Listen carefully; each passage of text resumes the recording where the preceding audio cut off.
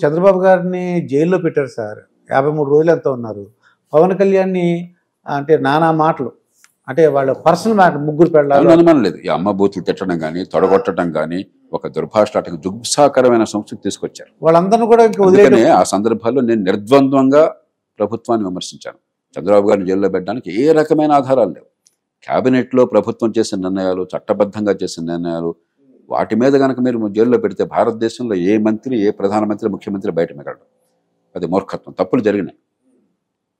కానీ ఇక అదే పెట్టుకుని మళ్ళీ మీరు ఆ పని చేశారనుకోండి, మళ్ళీ వాడు ఎప్పుడు ఇంకోటి వచ్చిన వాళ్ళు ఆ పని చేశారనుకోండి, ఇది దీనికి అర్థం ఎక్కడో చోట దీనికి తెరపడాలి. ఇప్పుడు భవిష్యత్తు మీద దృష్టి పెట్టాలి, గతాన్ని మర్చిపోవాలి.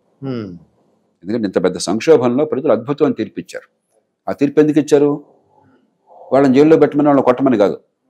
తప్పులు జరిగితే చట్టం చూసుకుంటుంది. కానీ మన బాధ్యత ఈవేళ ఈ పన్నుల డబ్బుని సద్వినియోగం చేసి ఈ ఆశలు నెరవేర్చి భవిష్యత్తుని మరి పెంచి పేదరికాన్ని తొలగించి అందరికీ అవకాశాలు కల్పించడం ఎట్లా, సంక్షేమాన్ని అభివృద్ధితో సమతూకం చేయటం ఎట్లా, అందుకోసం ఓటిచ్చారు.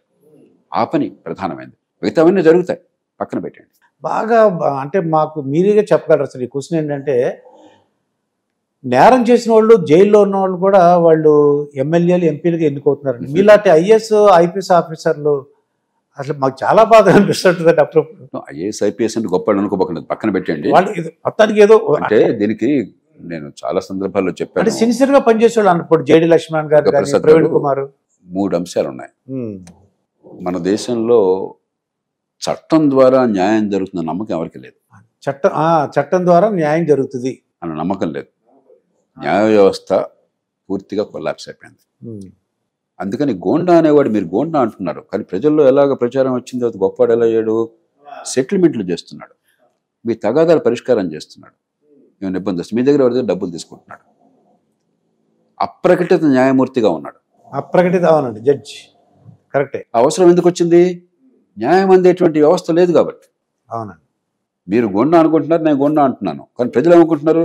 అరే నాకు సమస్య వస్తే వాడు పరిష్కారం చేశాడండి, ఇంకో పరిష్కారం చేసే మనిషి లేకుండా పోయాడండి, వాడు చేశాడని అనుకుంటున్నాను. పోలీస్ స్టేషన్ జరగదు, టైం పట్టేస్తుంది. ముందు దాన్ని పరిష్కారం చేయాలి. మనం న్యాయం సులభంగా, వేగంగా, సమర్థంగా, నిష్పాక్షికంగా అందరికీ అంది ఏర్పాటు కావాలి.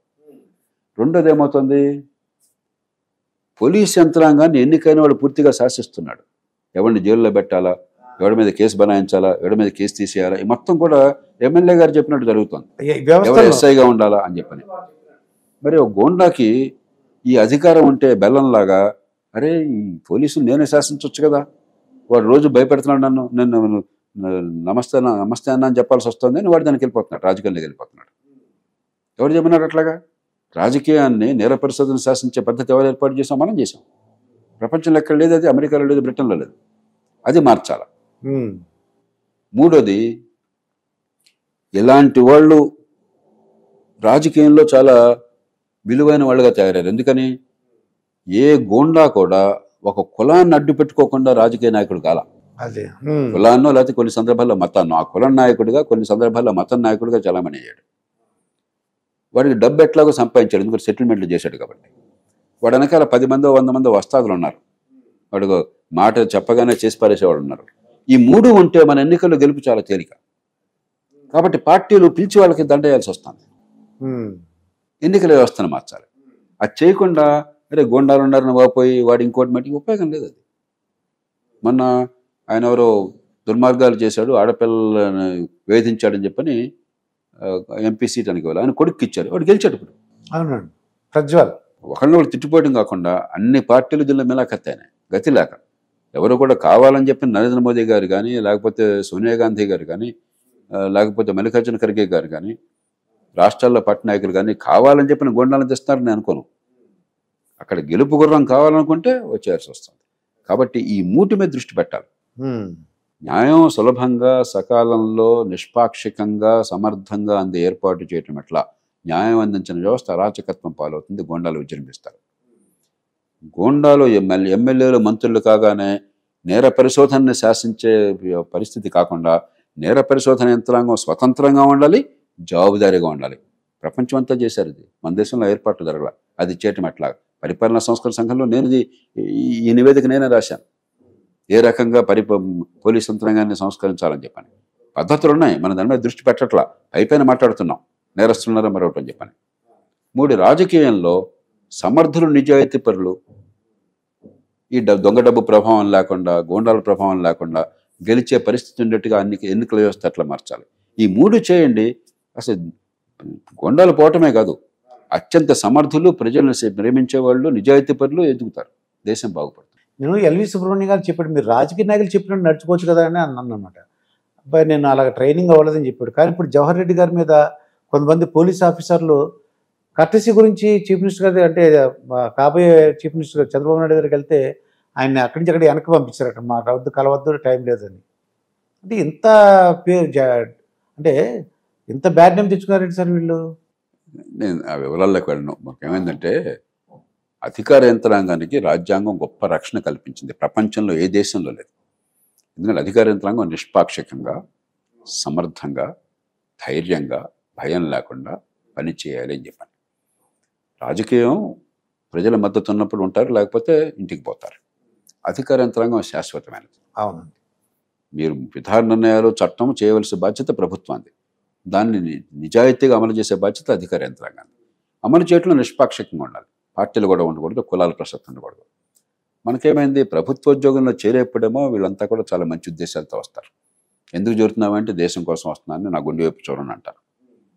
చాలా పోటీలో, విపరీతమైన పోటీలో ఐఏఎస్, ఐపీఎస్ అధికారులు మామూలుగా కాదుగా సెలెక్షన్ ఇది.